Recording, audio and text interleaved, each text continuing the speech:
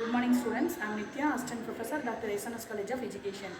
இன்னைக்கு என்விரான்மெண்டல் எஜுகேஷனில் என்ன டாபிக் பார்க்க போகிறோம் அப்படின்னு பார்த்தீங்கன்னா பொல்யூஷன் பற்றி பார்க்க போகிறோம். சரிங்களா?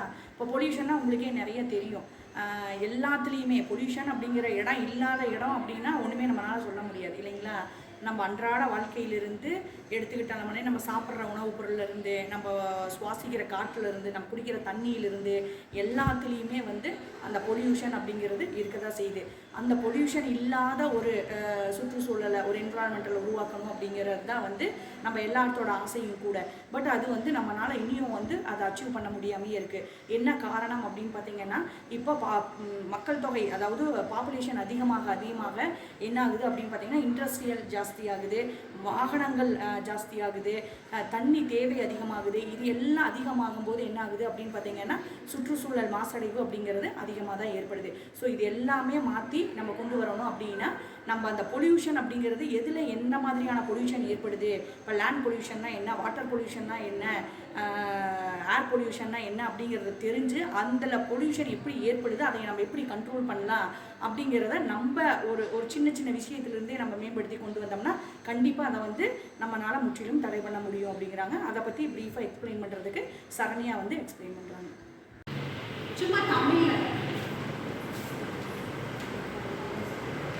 மாசுபடுத்துறதுன்னு சொல்லுவாங்கல்ல, pollution harmful substance that affect living organism and the environment. பொல்யூஷனால நம்ம லிவிங் ஆர்கானிசம், பிளான்ஸாக இருக்கட்டும், ஹியூமன் பீங்ஸாக இருக்கட்டும், அதனால ப்ரீத் பண்ண முடியாமல் இப்போ தண்ணியில் நிறையா பொல்யூட் பண்ணுறது, இதெல்லாம் தான் பொல்யூஷன் சொல்லுவாங்க. அதில் நிறைய டைப்ஸ் இருக்குது. Air, water, land, noise, radioactive, thermal. ஏர்னா இப்போ காற்றுல ஸ்மோக், இண்டஸ்ட்ரியல்ஸில் வர ஸ்மோக்குனால, டஸ்ட் இருக்கிறதுனாலையும், கேஸஸ், இண்டஸ்ட்ரியில் வர கேஸஸ் எல்லாம் ரிலீஸ் பண்ணுறதுனால என்ன ஆகும்னா, காற்றுல கலந்து அதை நம்ம சுவாசிக்கும் போது நம்ம ப்ரீத்திங் ப்ராப்ளம்ஸ் எல்லாம் வரதுல தான் ஏர் பொல்யூஷன் சொல்லுவாங்க.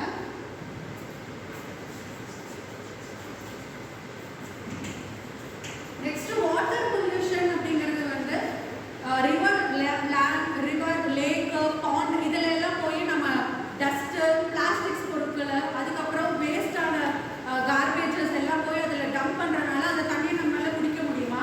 குடிக்க முடியாதுல்ல. அதுதான் water pollution. Next land or soil. Land, சாயில்னா மண், நிலத்தில் இருக்க மண். மண்ணில் என்ன பண்ணுவோம், பிளாஸ்டிக்ஸ் எல்லாம் அப்படியே அவங்க போட்டுறது, அதுக்கப்புறம் குப்பை எல்லாம் அங்கங்கே கொட்டி வைக்கிறது, கெமிக்கல்ஸ் எல்லாம் யூஸ் பண்ணிட்டு அதிலே லேண்டில் போடுறதுனால என்ன ஆகும்னா, லேண்ட் சாயிலோட இதெல்லாம் கம்மியாகி அதனால பொல்யூஷன்ஸ் இதாகும். Next noise pollution. நாய்ஸ் பொல்யூஷன்னா சவுண்ட். இப்போ ஸ்கூல்ஸ் எல்லாம் எப்பவுமே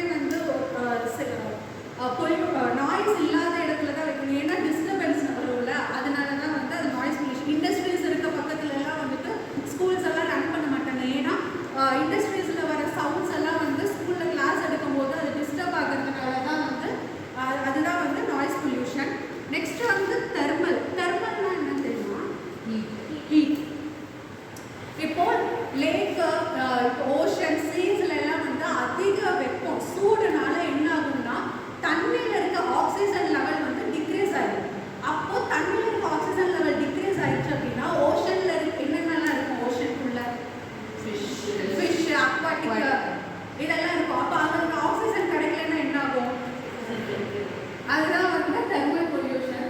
நெக்ஸ்ட் ரேடியோ ஆக்டிவ். ரேடியோ ஆக்டிவ்ங்கிறது சுபாஷினி சொன்னாங்க, நியூக்ளியர் ஃபிஷன் பற்றி எடுத்தாங்கல்ல. அப்படின்னா என்ன? ரேடியோ ஆக்டிவ் எலிமெண்ட்ஸ் ஸ்ப்ளிட் ஆகும். டூ ஆட்டம்ஸாக ஸ்ப்ளிட் ஆகும். அதுலேருந்து நமக்கு எனர்ஜி கிடைக்கும். நீங்கள் எல்லாரும் டேம் போயிருப்பீங்க இல்லையா? டேமுக்குள்ள என்ன இருக்கு தெரியுமா? டேம் எல்லாரும் விசிட் பண்ணியிருப்பீங்க. என்ன தெரியும்? அதுலேருந்து என்ன கிடைக்கும்? எலக்ட்ரிசிட்டி கிடைக்கும். ஸோ இந்த ரேடியோ ஆக்டிவ் மூலிமா தான் அந்த எலக்ட்ரிசிட்டி இருக்கும். யுரேனியம் ஃபியூயல் பற்றி அவன் சொன்னால ஞாபகம் இருக்கா? இது ஜென்ரேட் பண்ணுறது. ஓகே, இப்போ யுரேனியம்ங்கிறது ஒரு ஃபியூயல்னு வச்சுக்கோங்க. யுரேனியம்ங்கிறது ஒரு ஃபியூயல்.